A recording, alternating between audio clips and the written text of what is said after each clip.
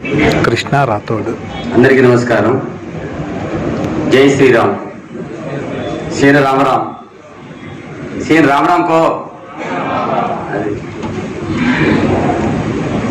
ఇప్పటి గౌరవ పెద్దలు, వేదిక మీద ఉన్న పెద్దలందరికీ మరియు మీడియా మిత్రులకు,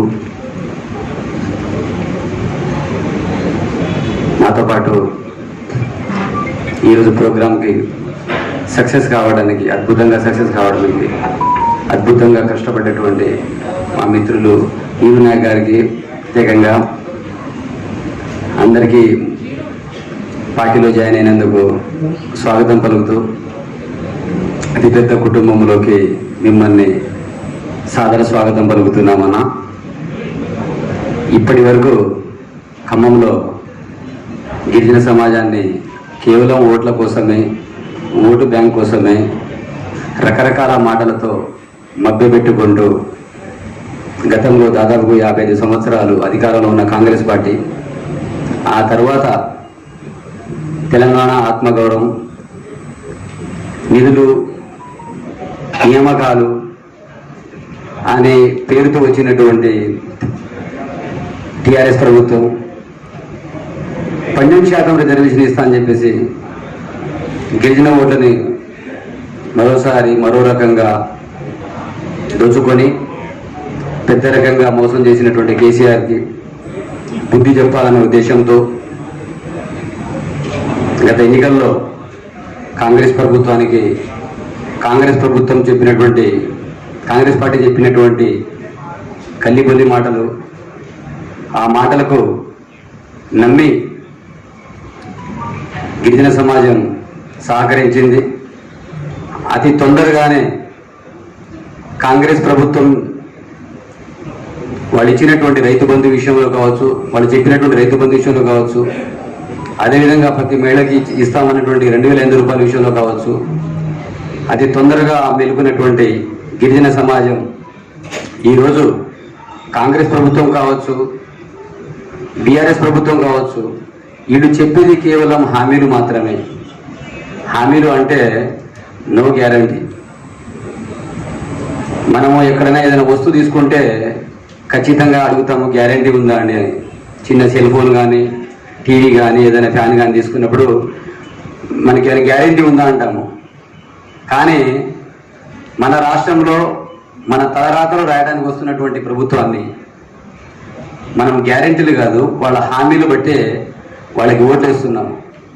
ఈ హామీలు వాటికి ఎలాంటి గ్యారంటీ లేదు. కానీ మోడీ చెప్పేటువంటిది హామీలు కాదు, ఇవి గ్యారంటీలు.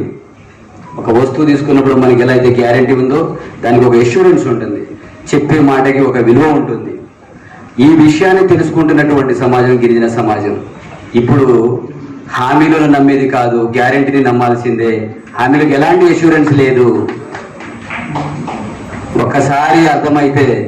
ఒకసారి అర్థం చేసుకున్న తర్వాత ఇక నుంచి ఖమ్మం జిల్లాలో ఉన్నటువంటి ఓటు బ్యాంక్ వాడుకుంటున్న వాళ్ళందరికీ కూడా మీడియా మిత్రుల ద్వారా నేను ఒక విషయం చెప్పదలుచుకున్నాను. ఇక నుంచి గిరిజన సమాజం ఏకముక్తంగా భారతీయ జనతా పార్టీ వైపే మేము నడుస్తాము. రాబోయే ఎన్నికల్లో మా అభ్యర్థి తాండ్ర వినోదరావు గారిని అత్యధికంగా మెజార్టీతో గెలిపించుకుంటామని తెలియజేయడానికి ఒక చిన్న సింపుల్గా 20 మంది వాళ్ళ ప్రజాప్రతినిధులు, మాజీ ప్రజాప్రతినిధులు, దాదాపుగా వార్డు మెంబర్లు 40-50 మంది వార్డు మెంబర్స్, ఎంపీటీసీలు, మళ్ళీ ఎంపీపీలు చాలామంది వాళ్ళు చిన్న చిన్న లింకులతో వాడిని భయపెట్టి కూర్చోబెట్టారు. విషయం తెలుసుకున్నా నేను అందరినీ కలవడానికి ప్రయత్నం చేస్తున్నప్పుడు ఎంత భయంకరంగా ఉన్నారంటే భయపెట్టి ఉంచారు. భయపెట్టి మీరు గిరిజన సమాజాన్ని ఎంతకాలం వాడుకోగలుగుతారు? 2014 వరకు ఎవరి ఇంట్లో మ్యాక్సిమం ఒక 5-10% మాత్రమే బాత్రూమ్స్ ఉండేవి. మోడీ గవర్నమెంట్ వచ్చిన తర్వాత స్వచ్ఛ భారత్ పేరుతో ప్రతి ఇంట్లో ఇవాళ బాత్రూమ్స్ ఉన్నాయి.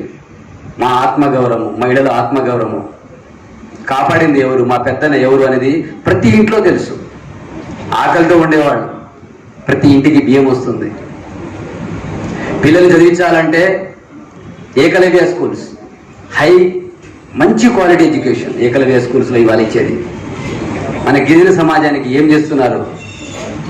ఏ పార్టీ చేసింది? రిజర్వేషన్ 12% ఇస్తా అని వాడుకోవడము, ఒక్కొక్కళ్ళని దగ్గర పెట్టుకోవడము, మన వాళ్ళని రెచ్చగొట్టడము. ఇప్పుడు మన వాళ్ళు ఒక్కొక్కళ్ళకి గిరిజన సమాజంలో ఒక్కొక్కళ్ళకి ఒక అవగాహన వచ్చింది. మన తలరాజులు మారాలంటే హామీల వెనుక కాదు మనం పడాల్సింది, గ్యారంటీ వెనకే ఉండాలి.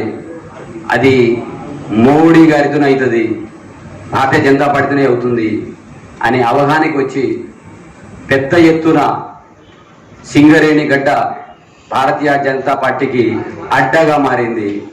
ఈ అడ్డ ఒక్క దగ్గర కాదు, ఇది ఒక బాంబు. మా జిల్లా తెసు గారు అంటారు బాంబే షో బ్లాస్ట్ అవుతుందని. అన్నగారు చెప్పినట్టుగానే మొన్న కొంచెం గవర్నమెంట్ ఇక్కడికి వచ్చిందంటే కర్ణాటకలో ఒక చిన్న చేంజ్ కనిపిస్తే తెలంగాణలో కాంగ్రెస్ గవర్నమెంట్ ఫామ్ చేసింది.